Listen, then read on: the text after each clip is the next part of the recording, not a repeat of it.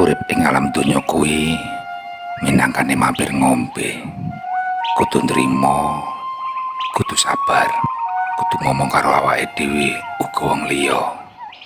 Sifat atigang, atigung, atiguna ora bakal menangke lakon. Aja dumeh dadi wong bisa, aja dumeh dadi wong sugih, aja dumeh dadi wong kanggo. Kabeh kuwi mung pacobaning urip. Balung bisa ajur, bondo bisa entek.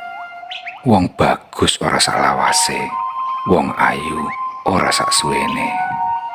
Ora ana sing langgeng saliyane Gusti Allah Subhanahu wa taala. Sing jujur aja ngapusi, sing pinter aja keblinger. Nek kowe krasa lara dijiwit, ya mbok aja njiwit wong liya. Sing eling yo ngger,